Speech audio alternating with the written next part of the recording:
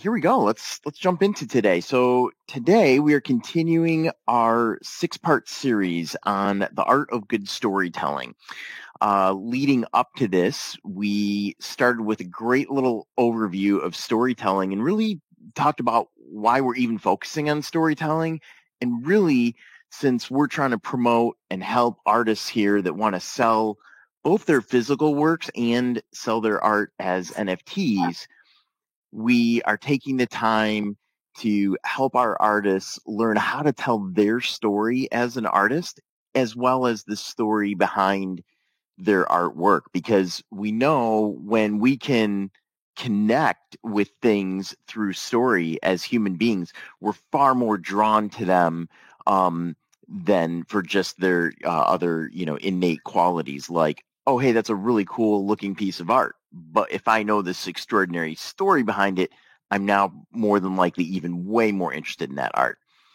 So we did a little bit of an overview, and then we jumped into plot, setting, and today we are going to be talking about characters. When we think of characters, I think what jumps to my mind immediately is there's good guys and there's bad guys. I mean, it's pretty simple. It's pretty black and white. But in my research, what I found is the literary experts broke it down into protagonists and antagonists. And I was like, so is this just about having a really, smart term for good and bad because, you need to feel smarter than the rest of the world? But what I found out is the way they explained it. They said, well, we don't refer to it as good and bad because take the Wicked Witch of the West from Wizard of Oz.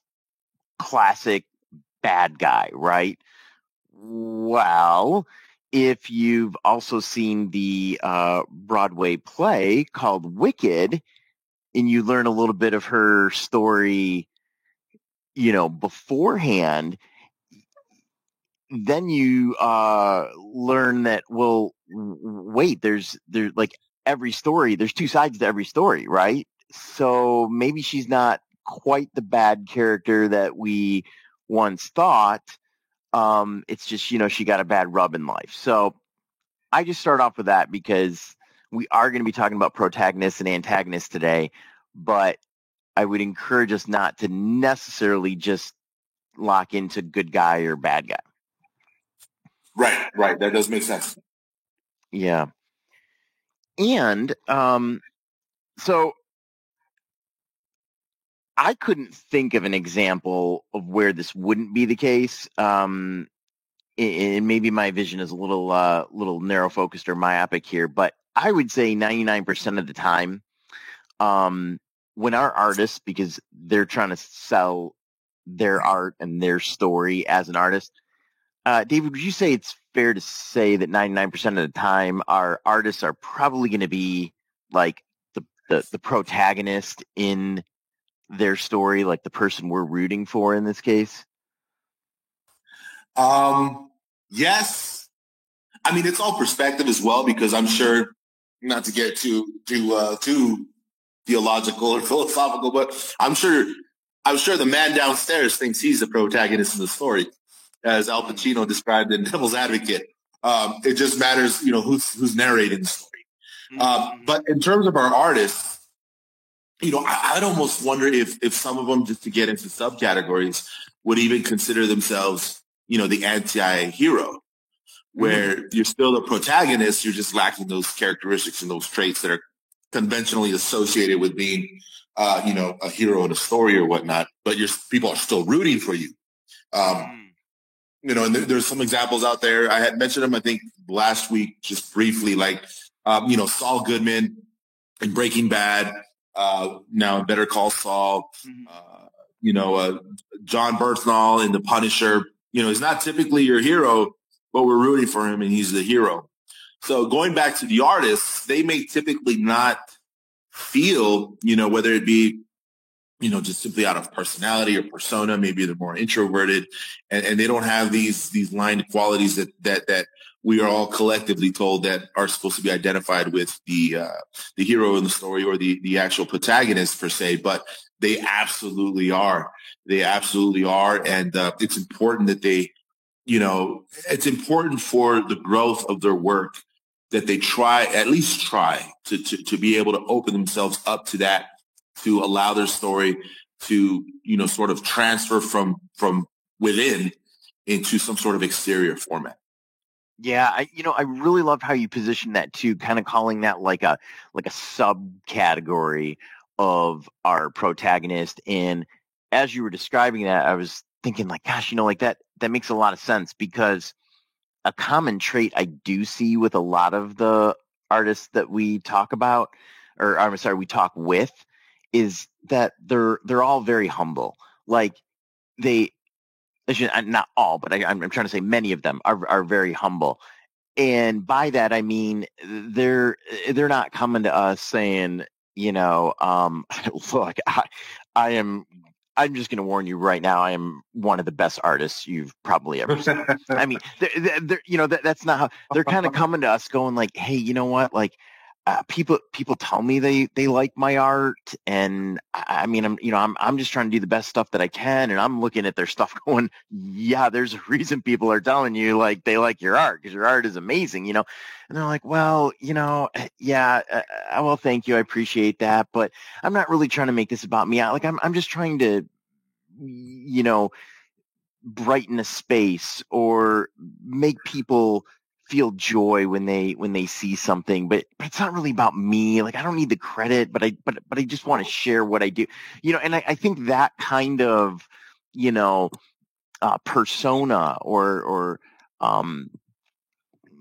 type, attitude that people approach us with, I think completely fits that anti-hero, um subcategory that you were kind of talking about there. That's a great.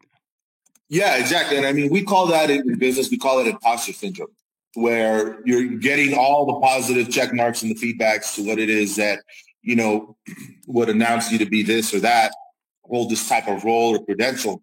But you just can't seem to get over the barrier of that inner self-doubt. You just can't wrap your head around why it is that, you or your work would be a reflection off of those terms or whatnot. And that's just kind of an inner thing. So, with the right marketing, the right branding, you'll be able to, and of course, with just a little bit of, you've got to be able to, stand up on your two legs and want to walk forward. No one can drag you across that finish line. But as long as you have the desire to share your work with people and you're open to figuring out how to get that done, those types of barriers will be alleviated. Really, really simply, you know what I mean? Just talking with the right people, being around the right community, basically just being a part of Forever 11. We're going to make sure that kind of stuff gets zeroed out. Yeah, and I'm glad you're talking about this too, because this is an excellent opportunity, for us to kind of differentiate how maybe we're here to support artists versus maybe other avenues that artists have pursued in their efforts or hopes to get assistance with getting themselves promoted.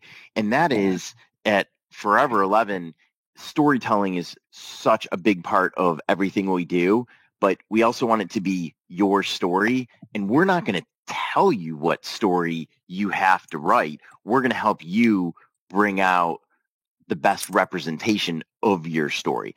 And what is significant about that, when especially now when we're talking about characters, is I would suggest that if any artists out there, if you are working with an agency or a consultant or whatever that is trying to convince you that you need to do, act, or be something that just does not feel like that's you, then I would recommend you not work with them. And I'm not even saying that because you have to come work with us. I'm just saying, to me, that would be my red flag that this isn't a good fit. Because if you are going to spend your time and energy trying to be something that you're not, eventually your audience is going to be able to sniff that out, and you're not going to come off as genuine, and that'll just get lost in the weeds as well. Agreed. Absolutely. But yeah, so let's move on to antagonist, and this is really I thought really kind of cool, because the antagonist, and there's really kind of a couple different ways an antagonist can be portrayed in a story. And what's interesting, just to piggyback off of what we're just kind of talking about right here, in some cases, and David, you can tell me what you think about this, but I would argue sometimes some of our own artists can actually be their own antagonist. I mean, that sounds kind of like, well, how could that be? But I think when you were starting to talk about imposter syndrome, like that's what was striking me as, well, actually, the way you said that they could almost become the antagonist of their own story. They are absolutely their own story's antagonists. You are absolutely. It's like they're the main character, which is obviously an ongoing pop culture joke, being the main character in your own story. Mm-hmm. But you can absolutely be the main character in your own story and be the villain, Yeah. Yeah. Yeah, totally. So, okay. So yes, you could be your own antagonist, but, really the definition, and I really liked this, the definition of an antagonist is basically any character, group, or force. So it doesn't maybe have to be a specific person that is at odds with your protagonist. So basically, we're rooting for the main character, but what's getting in the way of that main character? And so there could be a number of things. For a lot of people, it's going to be a specific person, and that's why this is actually a really good example. I think for a lot of people, one of their antagonists growing up could actually be one or both of their parents. Now, hear me out though. That's not me saying that they grew up with bad parents or were abused or anything like that, because I've seen firsthand that parents with well-meant, loving intentions are trying to do things for their kids, and I see this all the time. I saw this for over a decade as a high school teacher. Parents steering their kids away from art. You know what? Art is not a career. That's just a hobby. You need to go do something that is going to make you money and you can pay your bills. Now, it's not that the parents don't want them to, make tons of money being an artist. It's just they're bringing their own doubts and concerns and fears to the table. So they're nicely, because they love their child, trying to encourage them to go into a field that's more predictable. Go become an accountant, go become a nurse, go become a firefighter, something that you just know you're going to show up, you're going to get some solid training, and then you're going to be able to be placed in a spot with a career that you're going to make a solid and predictable and stable income.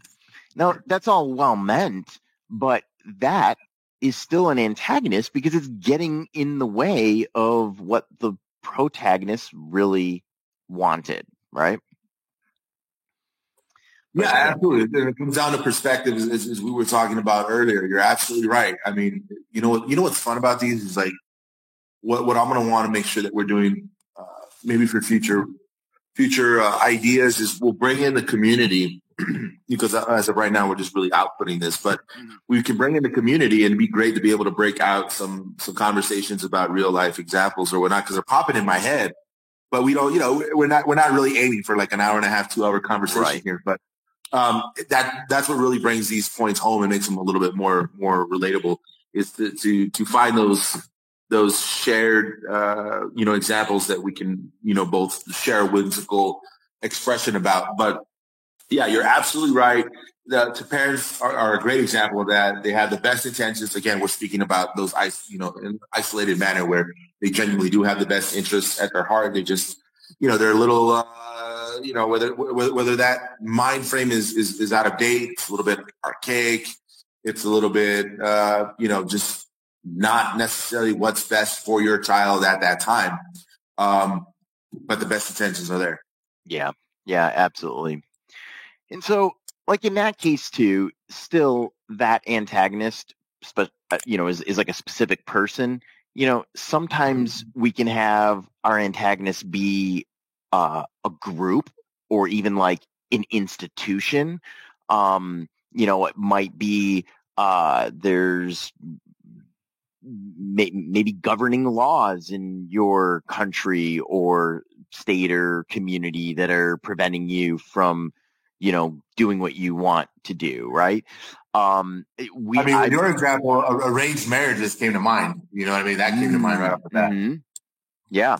Well, I even was going to go there with an art example, and that is, I'm based out of Detroit, Michigan, and Detroit in a couple decades ago is in a really rough spot. Thankfully, we're starting to come out of that and get better and better. But now, if you go to a lot of places in Detroit, you are going to see some amazing mural artistry.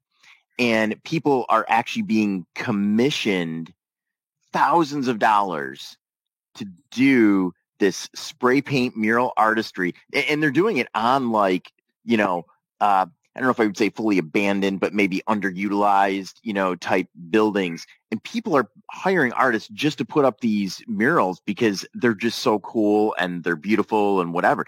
Well, now that works in Detroit, but if you go an hour north of Detroit, it's not going to work in the communities that are north of Detroit. They're just not going to be accepting of, that type of art and so forth. So, sometimes you have a force like that is not really a specific person. It's just the conditions, it's the environment, whatever. It could be a moment in time. What was art like in the Great Depression versus, what is it like today? What was it like during COVID versus today or what, there's so many things that can just get in the way or be a challenge to your artist. I just wanted to point out it doesn't have to be like a person. You don't have to focus on just like who's the worst person in my life and then make it a hate story about them. Like that's not what we're getting at here. Right. Yeah. So that's another episode. No, just kidding. But tune in next week. Yeah, exactly. So anyhow, cool. Well, you know what? This has been awesome. Talking about characters tomorrow. I think I'm ready. I think I'm already so excited about the next episode, which the next episode is going to be point of view. And we already started to flirt with that today. But we're going to be talking about different points of view in our next episode. So join us next time on part 5 of 6 point of view. Awesome. I will be there. Look forward to it. Excellent. Thanks, guys. See ya. Bye-bye.